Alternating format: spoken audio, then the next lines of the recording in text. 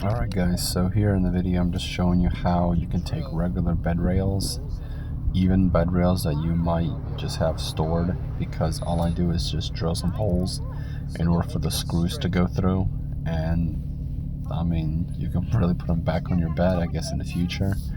But I just had some bed rails laying around, so I figured instead of using wood boards that might bow or so, these are basically L brackets, so they're going to be very straight, and it'll be the perfect guide for the saw. So I'll let you continue watching. Alright, so here I'm just measuring about 12 inches apart. There's no really specific measurement, but you kind of want to just spread out your screws in case you gotta use different holes. So typically I'll just use 2 screws on both ends, but sometimes you have a bigger or smaller board, and then the screws might not be long enough or far enough apart, so you can just use a different hole. In the future, if I need to, I might even add some in between those, so it'll be 6-inch apart, but for this specific log, while I was just designing the rails, I mean, 12 inches was pretty much exactly where I needed it, so.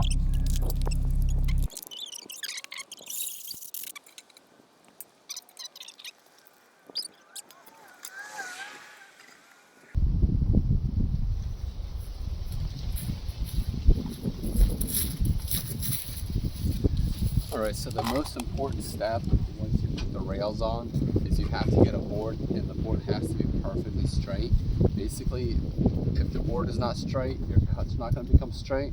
So you take a board that's straight, usually like plywood, something that, you know, hopefully is a good piece. And then, there, can you not interrupt please?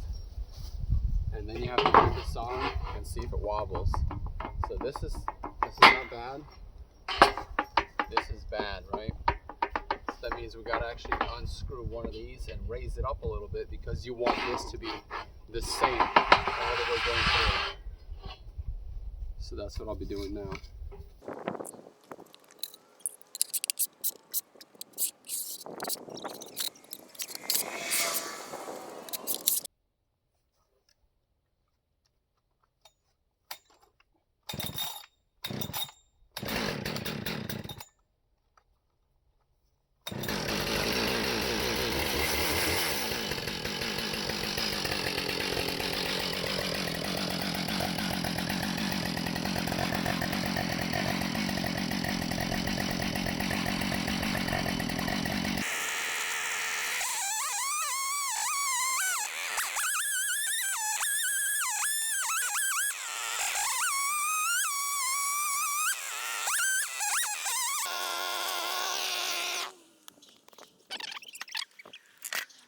Once the first part is done, we'll just go ahead and take off these railings.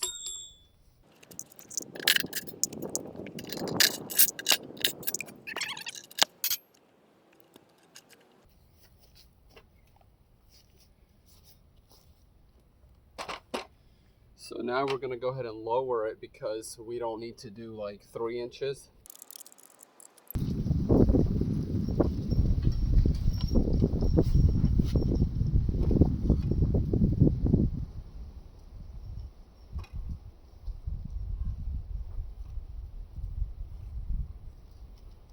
I think that's good. I'll make them thick, and that way later on you can plane them or even cut them lower. Let me think, or should I maybe do? I'll do smaller. Let's see how that goes.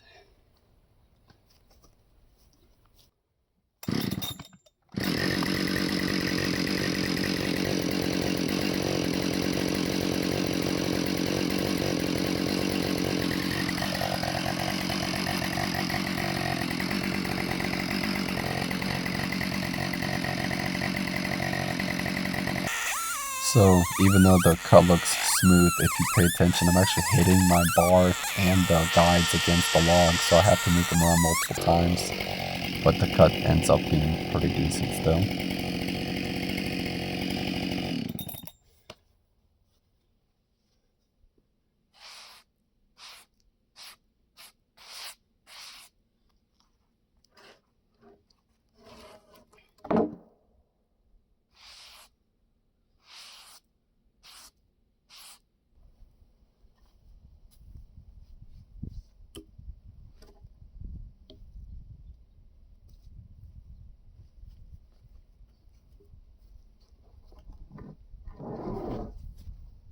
And also I set it to 2, thinking it'd be 2 inches, but I think this is about 1.5 inch. So that's a good size actually, so I'll keep it like that. But just something to keep in mind that it's not actually 2 inches.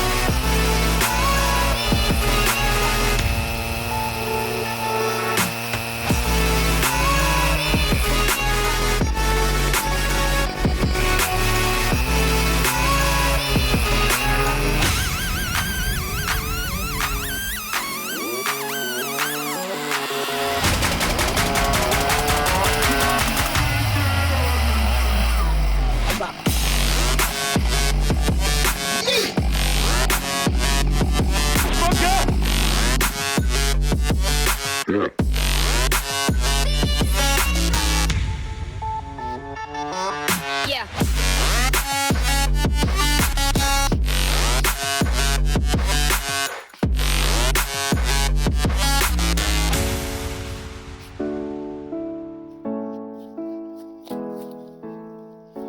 All right, so much better on this piece here. Only had a little bit of a, until I was able to get started going smooth, so that's not bad. Only 1 inch of waste, but you'll plane it out anyway. The nose all pretty good. And then I just can't seem to get the edge. I guess, it wants to kind of go off, so it goes in all sorts of directions. But again, we're talking about like, I don't know, 3/16 of a waist. But again, it'll get planed out later on, so that's a pretty nice little piece right there.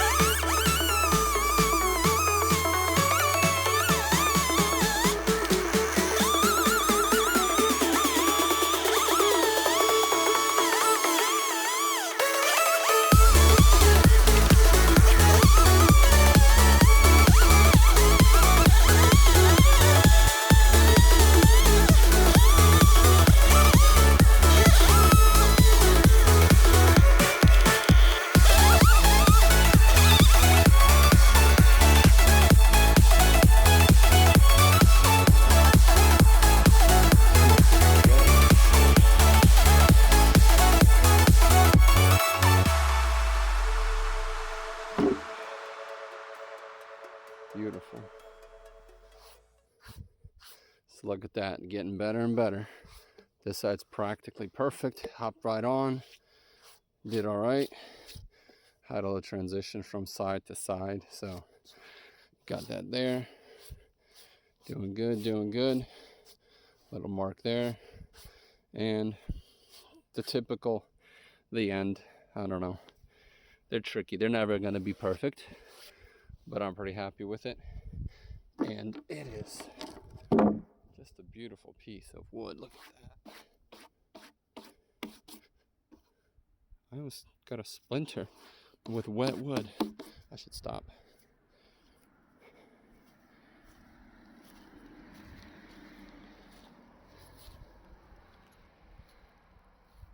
All right, so I just cut another board, and I guess I forgot to hit record. But I did a little different method. I wish you would have seen it, but I'll just have to make another one in the future. But instead of actually keeping the chainsaw flat and perpendicular and just kind of going straight, or, you know, a little sideways or a little this way, I basically ended up just using the teeth that come back there. So what I would do is I would actually press it into the wood, and then let the whole bar kind of go through it, and then progress, and then again let the whole thing go through it, and it went way faster. I want to say the other ones took me 10. This took me like 5 minutes. So here we go. The tip, not amazing. The rest, you see, that went very smooth, and I was actually able to make the end much better with only one slight mark, and that's a very small raise, so you can feel it, but just barely. So I think that's the method I'll be going forward. It is a shame that I actually forgot to hit record, but sun's going down. I'm just gonna quickly go ahead and stack these, seal the ends, and make another video in the future. So yeah.